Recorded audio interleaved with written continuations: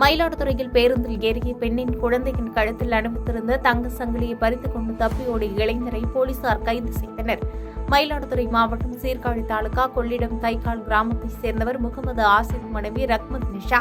இவர் தனது குழந்தையுடன் மயிலாடுதுறையில் உறவினர் வீட்டிற்கு சென்றுவிட்டு ஊர் திரும்பியுள்ளார்.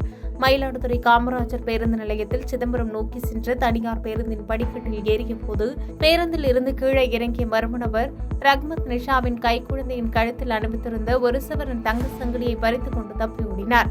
இது தொடர்பாக மயிலாடுதுறை போலீசார் வழக்கு பதிந்து சிசிடிவி பதிவுகளின் அடிப்படையில் விசாரணை நடத்தியதில் தங்க சங்கிலியை பறித்து சென்றவர் திருவாரூர் மாவட்டம் மாங்குடி கூடூர் தெற்கு தெருவை சேர்ந்த மகாலிங்கம் மகன் கணேசமூர்த்தி என்பது தெரியவந்தது. இதனையடுத்து கணேசமூர்த்தியை கைது செய்த போலீசார் அவரை நீதிமன்றத்தில் ஆஜர்படுத்தி சிறையில் அடைத்தனர்.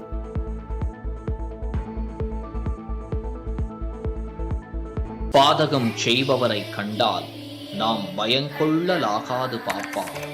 மோதி மிதித்து விடு பாப்பா, அவர் முகத்தில் உமிழ்ந்து விடு பாப்பா. அண்மை செய்திகளை உடனுக்குடன் தெரிந்து கொள்ள இணைந்திருங்கள் இயம்நாடு தொலைக்காட்சியுடன்.